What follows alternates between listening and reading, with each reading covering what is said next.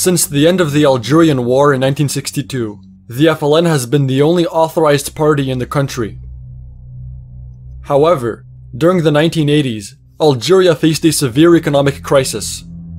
Falling oil prices and the collapse of oil revenues led to growing debt, rampant inflation, and rising unemployment. This economic crisis, combined with deep social discontent, led to the outbreak of violent riots in October 1988, marked by bloody repression.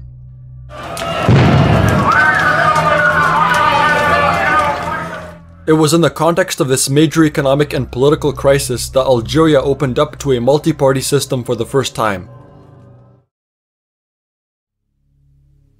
At the dawn of democratization, Algerian civil society was essentially divided into three political currents: the democratic current, the Islamic fundamentalist current, and the pan-Arabist current.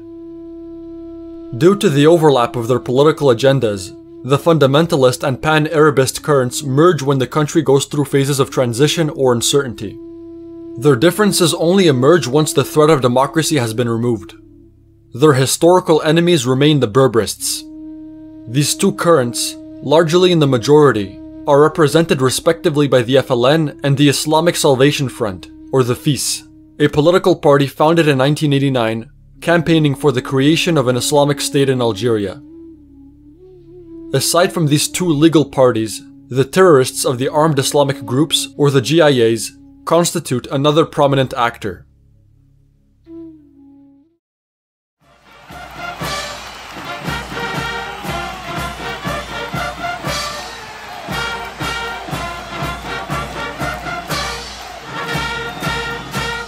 On December 15, 1989, Ait Hamid, leader of the FFS, returned from 23 years of exile to a hero's welcome. Tens of thousands greeted him, a moment that marked the return of a political force too powerful to ignore. Meanwhile, another major player was emerging on the political scene, the Rally for Culture and Democracy, known as the RCD, founded in February 1989 by Said Saadin and other activists from the Berber Cultural Movement, or the MCB. A former leader of the MCB and founding member of the First Algerian League for Human Rights, Said Saadin embodied a strong commitment to the defense of civil rights. Resolutely secular and democratic, the RCD political party set out to defend individual freedoms, human rights, and the official recognition of Amazigh identity in Algeria. In the first free legislative elections in December 1991, the Islamic Salvation Front won an overwhelming victory outside Kabyle. In Kabyle, it was the FFS that won almost all the seats in the first round. These elections reconfirmed the historic political divide between Kabyle, which only elected candidates from the FFS, and the rest of Algeria, which did not elect any candidates from this party.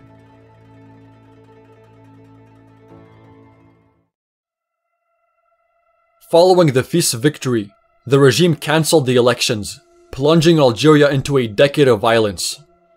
Over 200,000 people died, many under tragic and suspicious circumstances, which official propaganda consistently blamed on the Islamists.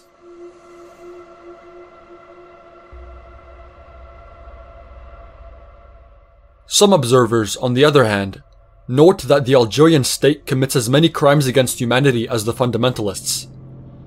As for the mysterious disappearances, the humanitarian organization Human Rights Watch accused the Algerian government of having erased at least 7,000 people. In its indictment on human rights in Algeria, the European Union, then chaired by Sweden in 2001, severely criticized Algeria, which is not respectful of human rights and democracy. The Algerian military, alarmed by the electoral victory of the Islamists in December 1991, implemented a radical strategy to prevent them from gaining power. Journalistic investigations suggest that the GIAs, authors of terrorist attacks which killed tens of thousands of Algerian civilians, was from the start infiltrated and manipulated by those in power. Algerian military generals allegedly infiltrated the group through Jamel Zaytouni, an Algerian Secret Service agent. Protected by the army, Jamel Zaytouni will take the head of the GIAs in October 1994. From this date, the GIAs, which are supposed to fight the regime, turned their violence against the population. This strategy consisted of shocking the Algerian people in order to discredit the Fils party in their eyes.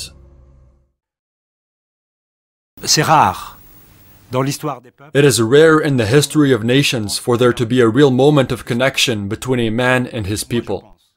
I believe Algeria had that opportunity. It happened with Boudiaf. Forgive the emotion, but it truly did. And that is why Boudiaf's fight must go on. Le combat de Boudiaf continue. La démission du président algérien Chadli Benjedid, démission annoncée tout à l'heure en direct à la télévision algérienne. On January 11th, 1992, Colonel Chadli Benjedid, President of the Republic, was deposed.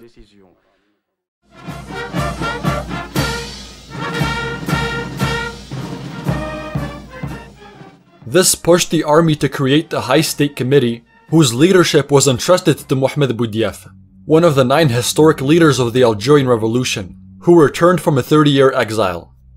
For his attacks on the system of corruption that plagues Algeria, the so-called political financial mafia, he was assassinated by his presidential guard 6 months later on live television. This event marks the end of the brief period of pluralism and political liberalization. يعني على مشروع معين قال ما هو المشروع نتاعكم الاقتصادي؟ اليوم الاقتصاد توسع، العلوم توسعت، والدين نتاع الاسلام يساير هذه المواكب الكل، هذول يكونوا يعني حقيقه مسلمين، لان الاسلام يواكب هذا التقدم، مجتمع اللي يستاهل يعني قيمه نتاع يعني شعب ما يقبلش مسائل كما هذا.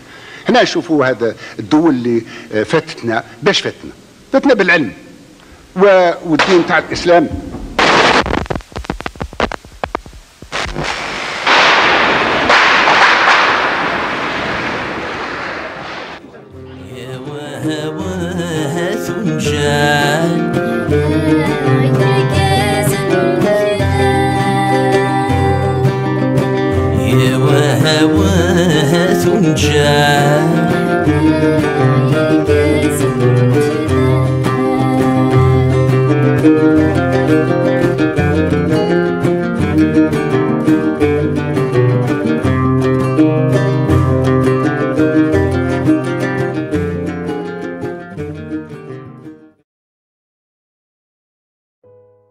From the end of August 1994 to April 29, 1995, schools in Kabyle were paralyzed by an academic boycott.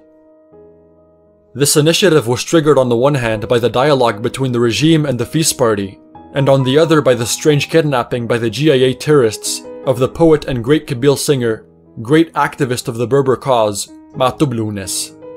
He was released a few weeks later.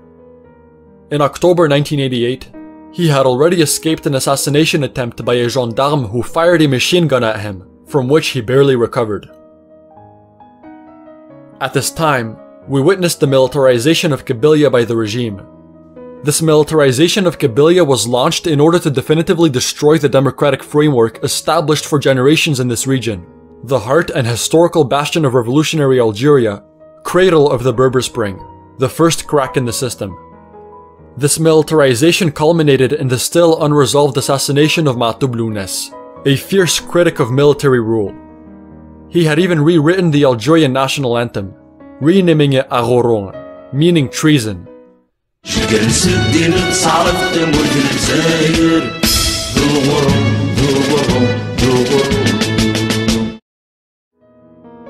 He was assassinated on June 25, 1998.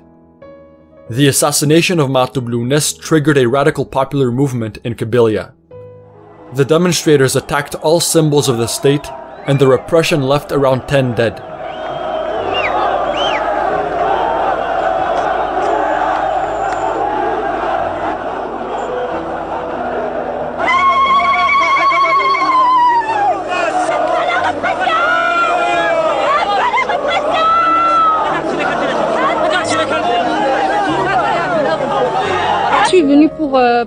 I came to see Matoub one last time at his grave. His death was a deep shock, a great loss for us all.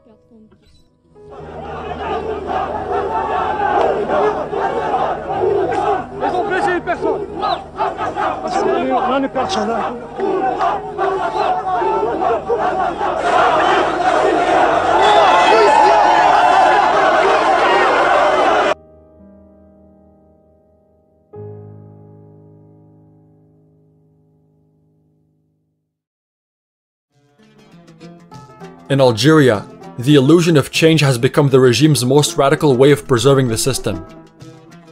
Between 1990 and 2000, Algeria saw 5 presidents, 9 prime ministers, and over 100 ministers. Yet the deep state, the so-called godfathers, remained untouched. They will perpetuate the status quo as long as there is no democratic revolution which will allow a total rebuilding of the police state into a state of law, and the state can be only federal.